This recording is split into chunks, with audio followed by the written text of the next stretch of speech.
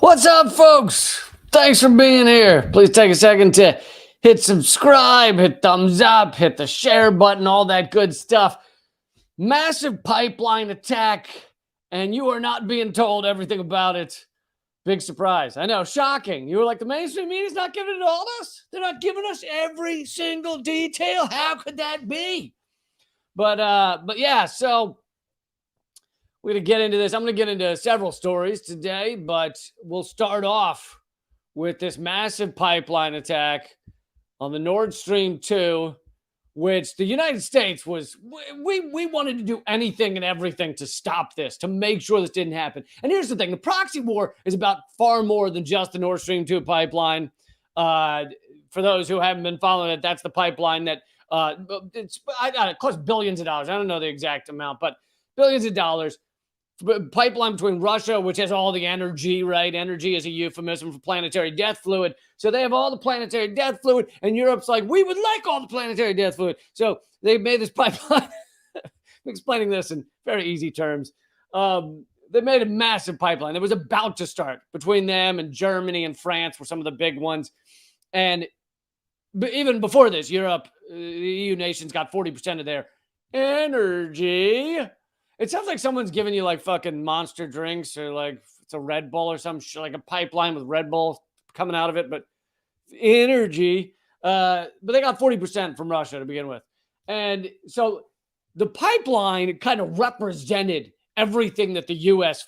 fears, which is we think we own the world, right? Our U.S. government, our ruling class thinks they own the fucking globe. The globe is theirs. And so to have Russia and China working and cooperating with other countries like Germany and France and India and Pakistan and coming together and saying, hey, it's actually easier for us to get our energy from Russia because it's closer to us, or we can have a pipeline straight here, or whatever. Like all that shit terrified the United States.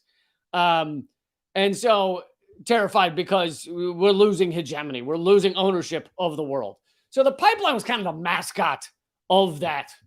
It's far bigger than that. Obviously, the rise of China is far bigger than this one pipeline between Russia and the EU.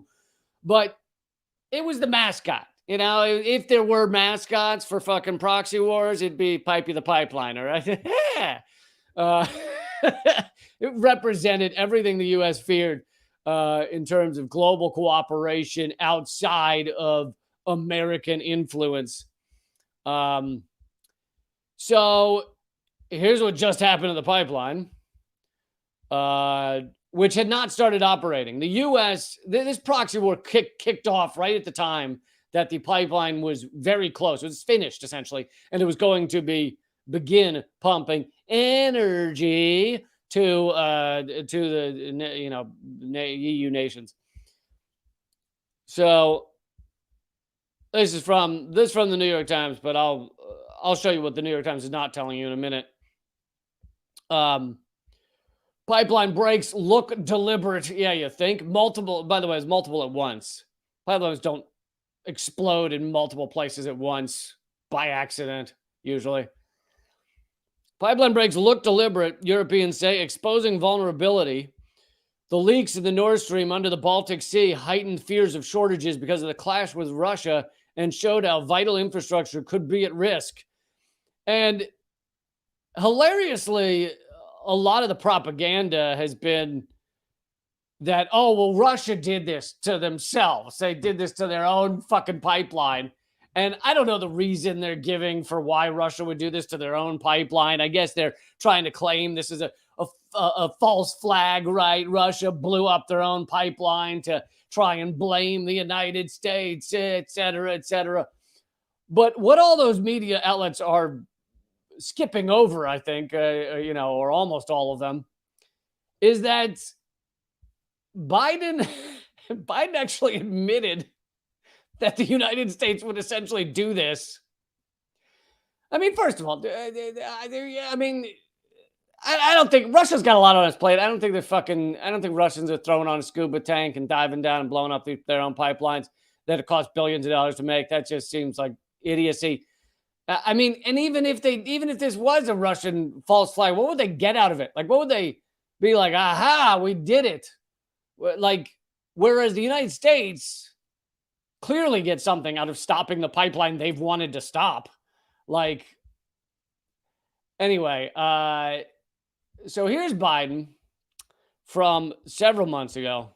This is before the Russian invasion began.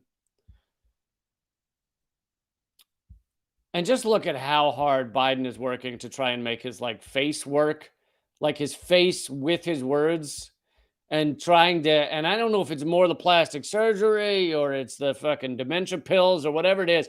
There's just so much going on in his skull to try and make all the things. It's like an animatronic, like when like the days of like the first Jurassic Park, they did partial animatronics on some of the shots where it was like, so the eyes of the dinosaur like operated separately from, and they would do that with humans back in like the 80s and stuff, whenever they had a robot human, and like the mouth always one eye would be going that way and one eye would go this way. And that's what Biden looks like. It's like there's like 7 people trying to control different parts of his face.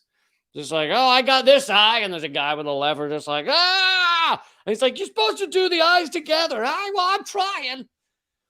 And yeah, it's just a lot going on in his face as he tries to figure out an answer to any question. But all right, here we go. Let me answer the first question first. If Russia invades, that means tanks or troops crossing the border of Ukraine again. Then there will be no longer a Nord Stream 2. We will bring an end to it. How will you do that exactly, since the project and control of the project is within Germany's control? We will, I promise you, we'll be able to do it.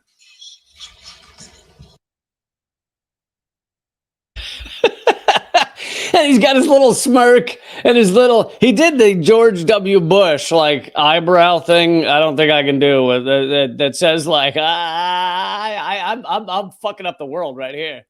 That's the George W. Bush eyebrow he just did. But here's the thing. If he just admitted that the U.S. will and has a way to stop the Nord Stream 2 pipeline and will do it. That's what he admitted before the invasion began. And if he were talking about a legitimate way, like not a terrorist act, which is what this is. I mean, bombing a pipeline is a terrorist act. Unless you're trying to stop climate change, and then I'm all for it. But I should go back on my word there. It's not. I don't want to call it a terrorist act because I absolutely believe that damage to property is different than damage to humans, and I think that is a careful discussion that should be had. However, in this case, you've got 2 nuclear countries going at each other. So when you bomb their pipeline, you are putting this world closer to a fucking nuclear Armageddon. So you're putting us in a situation of terror. Absolutely. But anyway, what I was going to say is if he, in that response, had a legit way of, like a either legal way or a non-holy fucking shit way to stop the pipeline, he would have said it.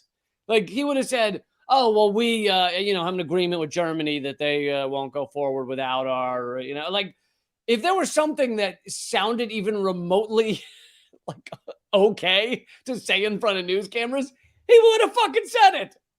But instead, he does his little like fucking half a smirk and the eyes going weird but you can tell he's talking not an okay way of stopping that pipeline, but a way of doing it, which would mean exploding it. So here he is revealing without revealing that the U.S. is more than willing to blow up that pipeline and put all of us at risk of nuclear Armageddon. There's plenty of blame to go around in terms of putting these 2 nuclear countries at the fucking brink of this. The U.S. helped create this situation going back to the 2014 Maidan coup. 15,000 people were killed before the Russian invasion, yet we didn't call that a war for some reason. 15,000 Russians killed in the Donbass region. We didn't call that a war. The war hadn't started yet. That was the warm-up. That was, like you see the guys in the batting, the warm-up circle, stretching their hammies out in the batting cage and shit. That's all that was. That was 15,000 people killed in Donbass by fucking Nazis. And that was all that. That wasn't the war yet. That was just the stretch and gotta get the elbow back. All right. That didn't count as war. It only became a war when Russia invaded Ukraine, which, again, I'm also opposed to. However, it doesn't matter. I can say that as much as I want. People just go, he's supporting Russia. I'm like, no, I'm fucking supporting the truth. Douche canoe. But here he is. I mean, just straight up admitting that the U.S. would do something such as bomb the pipeline. How will you do that exactly? Since the project and control of the project is within Germany's control. We will, I promise you, we'll be able to do it. Let me answer the first question first. If Russia invades, that means tanks or troops crossing the border of Ukraine. Look how hard he has to work to just explain what invade means. He's like, if Russia invades, it's like each word is being typed into his head by some guy who doesn't have that great typing skills. He's like, if Russia invades, which means what? Short circuit. Anyway, so on top of Biden's admission and Victoria Nuland's admission that essentially that the U.S. would attack this pipeline. And by the way, the harm of this can't be overstated, because you could have, if this is now game on in terms of attacking everyone's pipelines, you could have fucking the power cut off in all of Europe, in fucking pipelines across the Atlantic just blown up, filling the Atlantic with oil. Like, you could have all kinds of crazy shit going on if this is the new game we're playing. It gets pretty fucked. And of course, all of that puts us closer to nuclear war. But so on top of Biden saying that, and on top of Victoria Nuland, a U.S. diplomat who basically helped manufacture she put in the new government in Ukraine after the coup. She helped manufacture the coup in 2014. Anyway, on top of those two, here is a Polish EU parliament member responding to the Nord Stream explosion saying, "Thank you, USA." Also admitting that the United States did this. Former Polish minister and member of the European Parliament, Radoslaw Sikorski, thanked the U.S. for the Nord Stream 2 explosions, kicking off a public diplomatic quarrel. And here he is. Thank you, USA.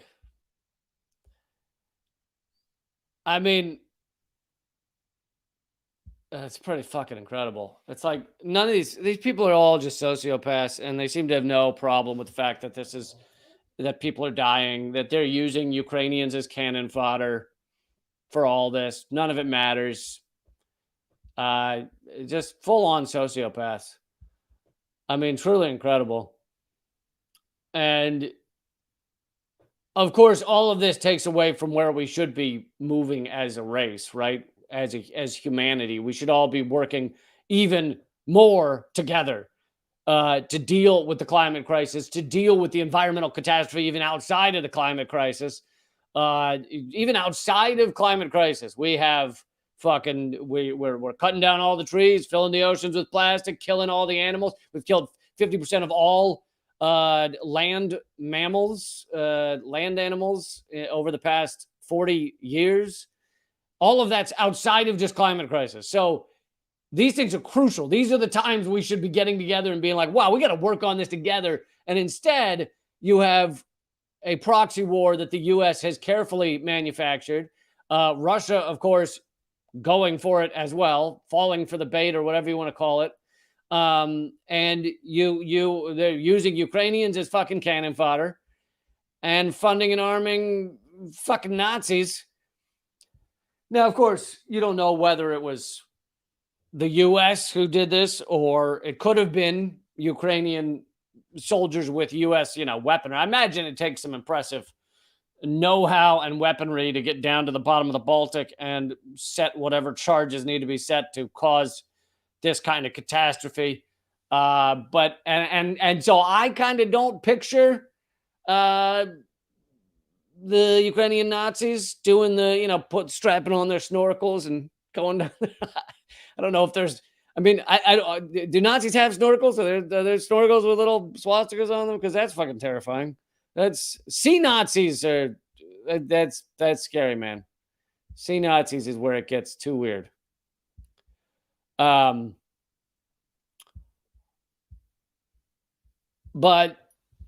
yeah, so you got Biden admitting that the U.S. would destroy this pipeline if push came to shove. You got Victoria Nuland admitting it, and you got a fucking Polish member of EU Parliament saying thanks USA for blowing up the pipeline. Here's the thing. Since I'm opposed to fossil fuels, I'd be all for stopping these pipelines if it was not part of a fucking proxy war, if it was not part of putting us on the brink of nuclear Armageddon. What do the atomic scientists say? We have 100 seconds to midnight. Midnight being nuclear annihilation, nuclear winter. So we got 100 seconds on the nuclear clock, which Albert Einstein founded. And I feel like he knew some shit. Like he knew some things. But staying on the topic of Russia for a moment, Putin just played his. This really is a chess game. Except it's kind of like a chess game, except with each one is kind of like a little fuck you. I don't know if that's how chess players view it, but with each one it's like, haha, fuck you. Oh, but fuck you. Oh, but fuck you. Putin just granted Russian citizenship to Edward Snowden, which I love as a fuck you. I mean, as a fuck you, that's beautiful.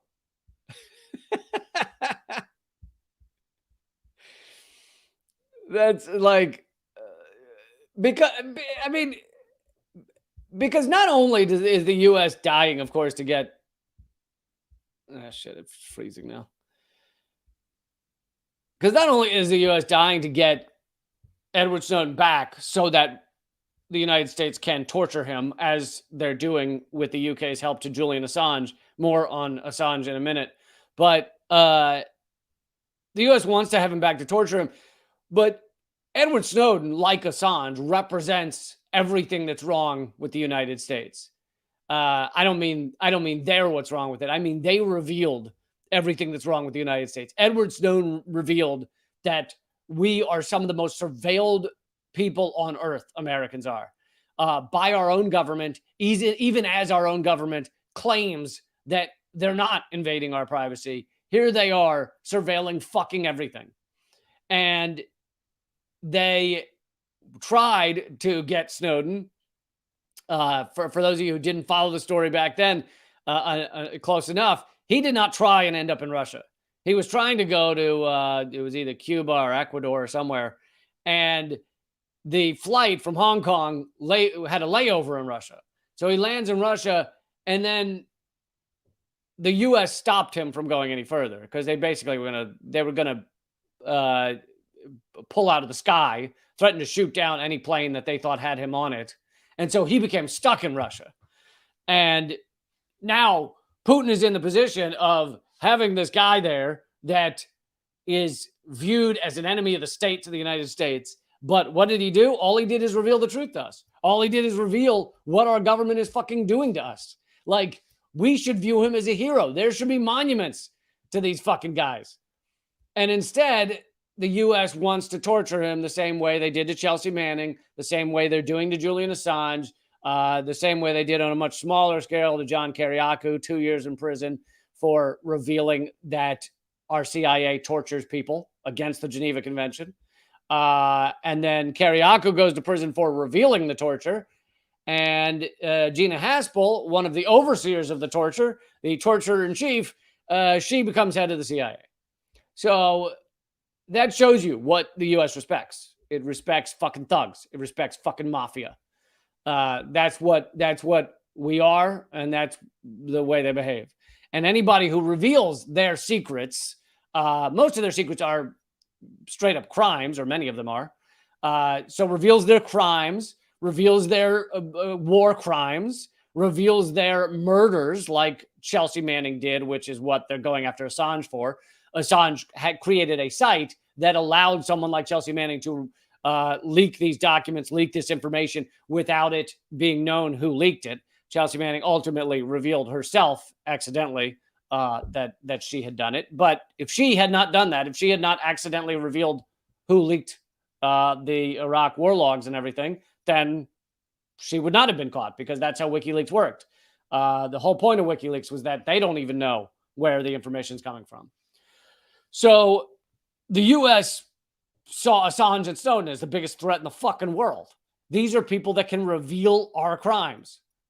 Speaking for the ruling class, these are people that can reveal their crimes and did reveal their crimes. And so for that, you've got Assange tortured for 10 years in prison, still in prison. You got Chelsea Manning tortured for multiple years. And you got Edward Snowden would be tortured if he weren't in Russia. So here Putin gets a nice royal fuck you to the U.S. by giving Snowden citizenship. And by the way, this does not mean Putin's some kind of superhero. He's just playing the fucking cards he's got. He also has arrested, what's her name? Brittany Griner or something like that. The fucking basketball player, U.S. basketball player, because she had like a baggie of CBD oil or whatever the fuck, putting her in prison. Now, that is a total fucking oligarch bullshit. We're going to arrest your people and put them in prison kind of move. So don't celebrate that shit. Anyway, this is just oligarchs going trying to get each other's goat. But I'm, if it improves things for Snowden, then I'm all for it, because that guy, honestly, there should be statues to him, statues to Assange, statues to fucking Chelsea Manning. Like, those are the statues we need, not the ones we have of fucking generals from the 1800s chasing after black people on horseback. Can we please replace all the fucking racist shitbags with statues of Assange, Snowden, and Chelsea Manning? I'd be all for that. Instead, it's just fucking guys from the fucking 17 and 1800s who were just straight up white supremacist assholes. But yes. All right. So moving on to a next topic about how our stock market's collapsing. And by the way, folks, in about 10 to 15 minutes, this will go to just rumble.com/Lee Camp. It's on multiple platforms right now. So in about 10 to 15 minutes, it will just be at rumble.com/Lee Camp. The reason I had to do that and create that page was because my other page, my main YouTube page, was banned globally. Over 1,000 videos banned globally. And I have no choice but to be at Rumble as my main channel now. So please go over and start watching there. It's free to watch there. There's no charge or anything. And also, if you want to help make sure this show keeps going, become a member at leecamp.net. There's all kinds of exclusive content. You get exclusive articles almost every week. You get exclusive videos every Friday. So join at leecamp.net if you have a second. All right. So our stock market is collapsing, which is, fun. That's fun. Don't you love when you create a proxy war with another country and then it has ramifications on yourself?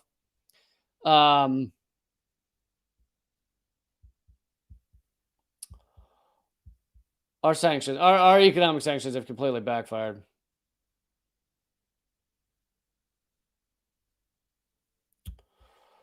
So this is from CNBC, And there's a lot that I find hilarious about this and the way they cover it, the way they talk about our stock market. Anyway, you'll see. If you have felt some pain as stocks sold off, you're not alone. Stock market losses this year have cut American wealth by nearly $10 trillion. Okay, hold on for a second. Now, you hear that sentence, and if you're an average American, and I think a lot of average Americans probably watch this stuff. It's not just rich people watching CNBC. You watch that and you hear, oh my God, American wealth has been cut by $10 trillion.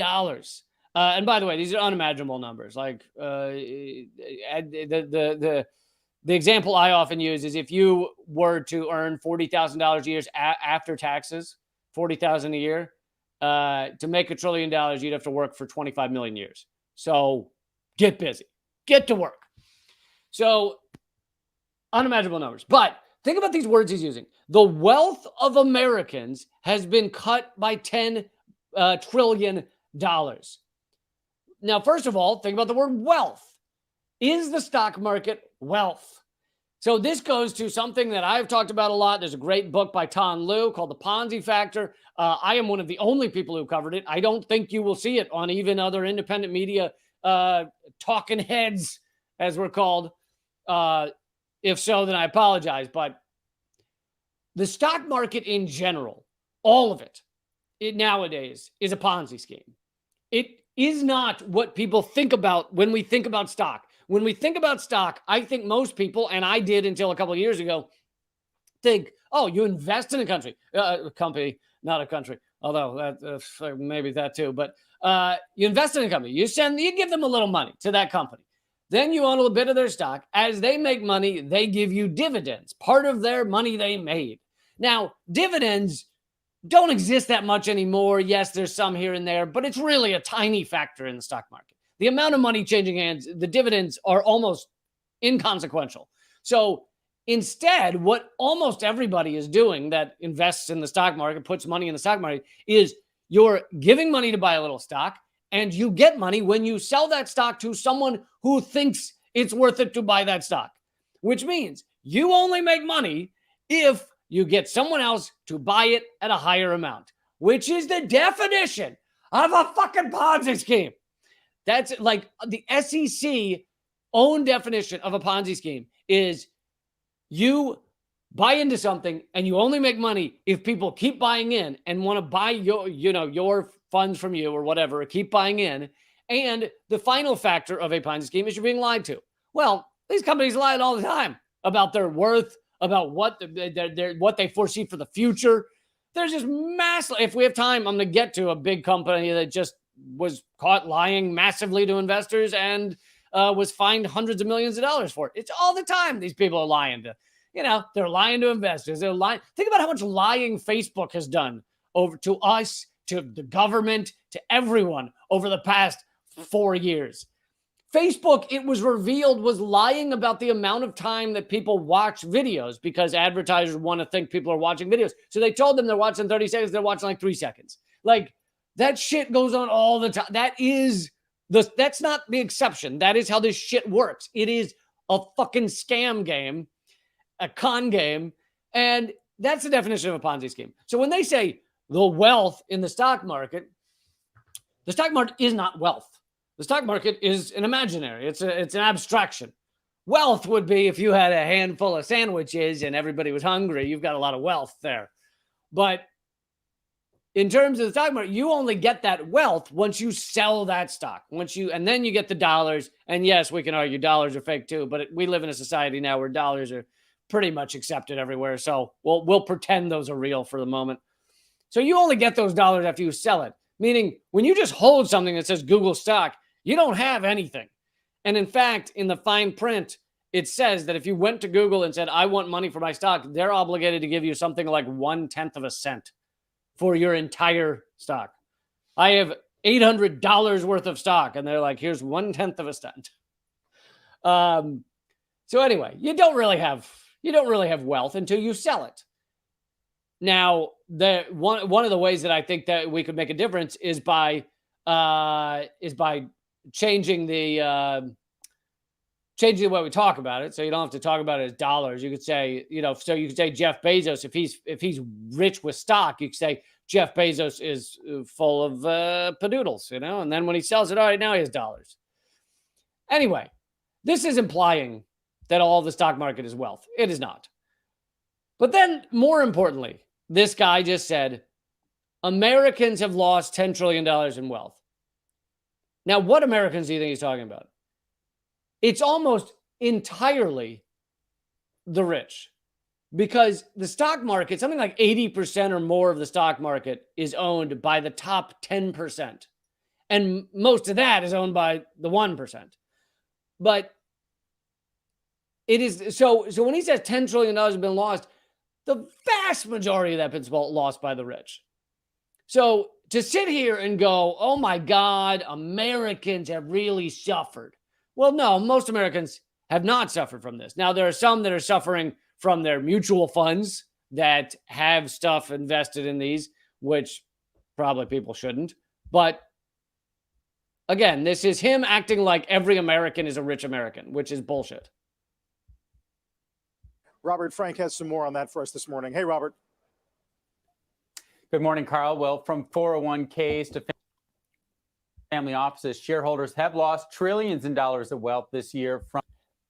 You notice he wants to highlight 401ks because he wants to act like mostly average Americans have lost this money. In a minute, they actually admit that a large percentage of it was in the 1%, but they kind of gloss over it for a second.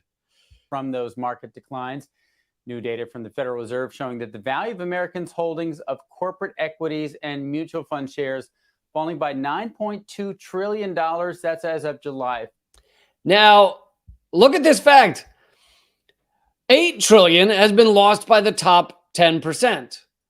So of this $10 trillion lost by Americans, $8 trillion was the top 10%. $5 trillion of that was the top 1%. So when we sit here and we go, oh my God, the stock market's gone down, Americans are suffering. Most Americans are not suffering because of this.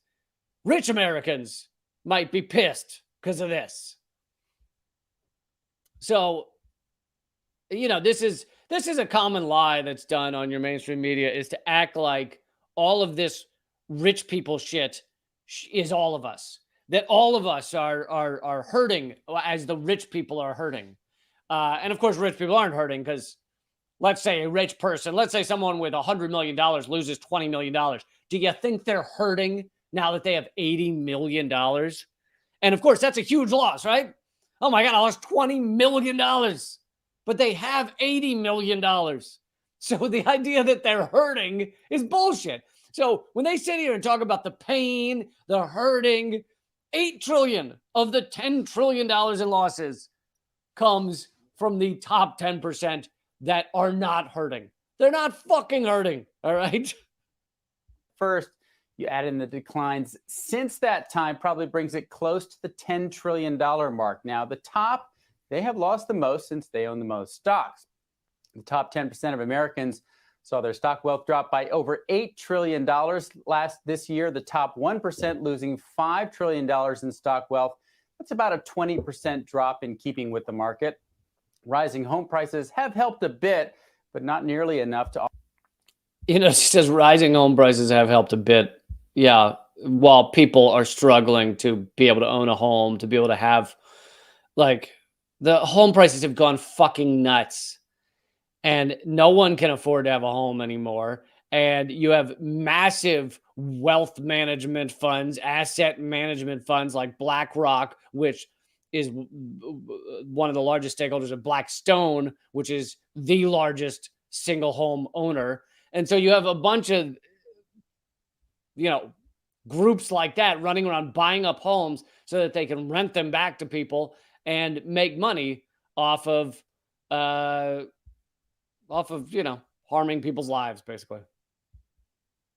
Offset the stock wealth declines. Real estate holdings up $3 trillion this year. That's less than a third the value of the stock losses. And the big question is when this negative wealth from stocks starts to affect the consumer spending of the wealthy. But look at this, and he hasn't even. They have it on the screen, but they haven't even mentioned this. The wealth of the 10%, top 10%, went up $9 trillion during COVID, during the pandemic. This is called shock doctrine. The pandemic happens, and they go, "Oh, this is a chance for us to just buy up everything, transfer wealth to the top." So you saw this massive influx of trillions of dollars to the richest Americans during the pandemic. And so on the screen there, wealth of the top 10% goes up $9 trillion. Well, you just told us about all the pain they're feeling because they lost $8 trillion. So you lose $8 trillion, but you gained $9 trillion. I don't think you're suffering. I don't think it's a lot of pain. Also, this guy's head is exploding out of his shirt collar. his head, he looks like one of those caricatures where they have them like the head just grows exponentially outside of the shirt collar. It's like, dude, why do you have to suffocate yourself like that, man?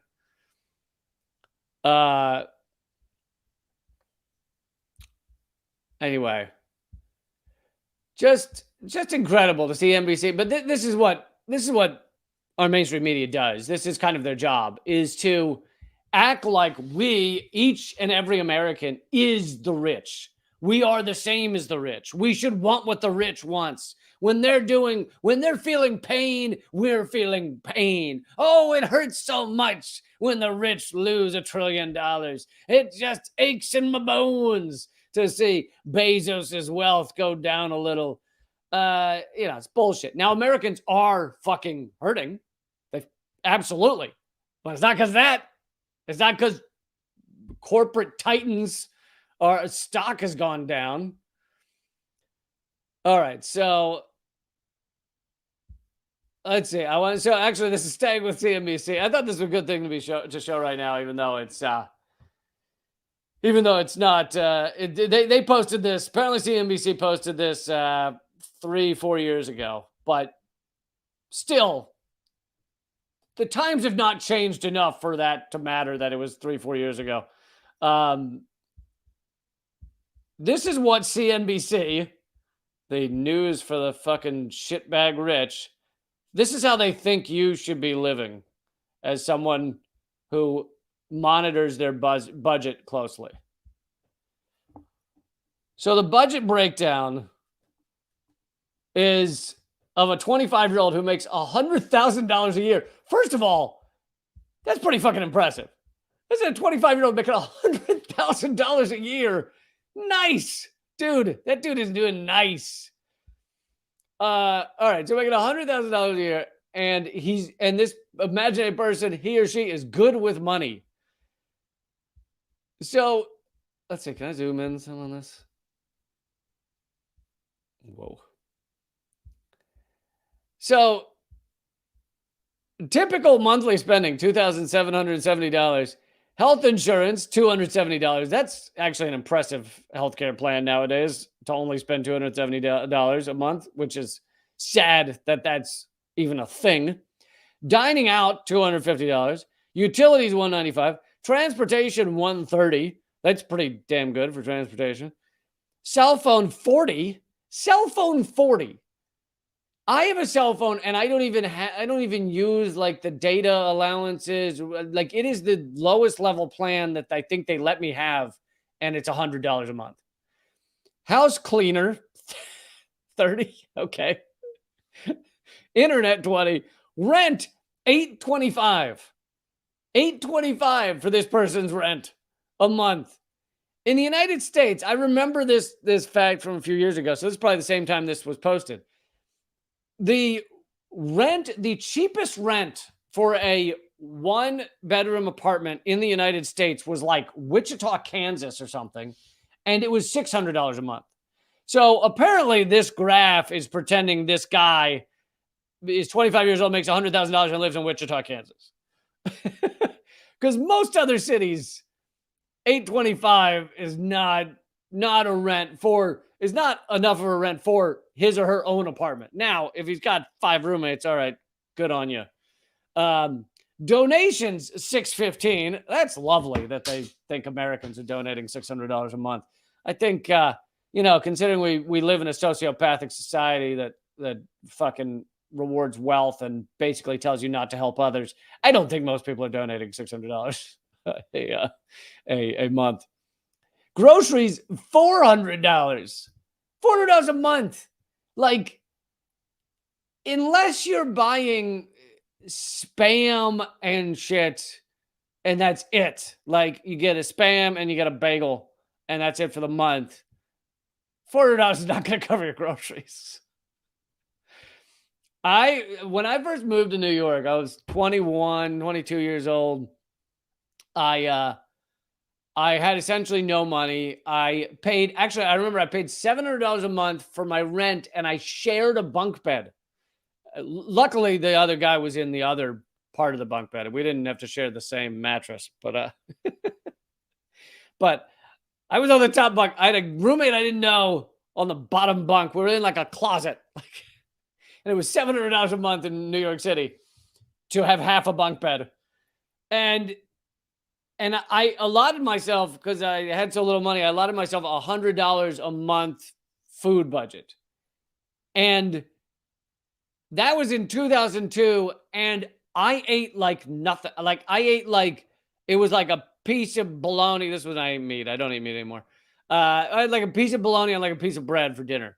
And I completely fucked myself up. I was like sick and fucking dying and shit because I was living off a piece of bologna. But it was $100 a month living on bologna. So unless this fucking dude, and that was 2002 or something like that, unless this dude is living on bologna with $100,000 a year job, I don't think he's paying $400 a month for groceries. Anyway, this is a wildly bullshit chart, and this is how CNBC thinks you should be living. And someone else has a good point. What about your weed demand? There's no weed budget in here. There's no alcohol budget. There's no strip club budget.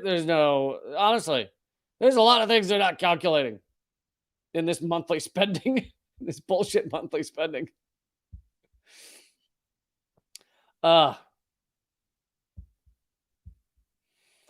Anyway, there you go. That's how CNBC thinks you should be living. All right, folks. Actually, let me say this last thing before we go to rumble.com/Lee Camp. And I'll put the link in here so you can just go straight there and be lazy and not have to actually click on the first video. You can just show up straight at the video. All right, so I just put the link straight to the Rumble video. You can go straight there, free to watch. Join us for the rest of the live stream. But I just want to say real quick, there are Assange events coming up to save Julian Assange, to get him out of prison, to continue the pressure on the U.S. The U.S. is, as you all know, torturing a fucking journalist, torturing a publisher. He is not in good health. They have fucking destroyed his life for 10 years now, or over 10 years.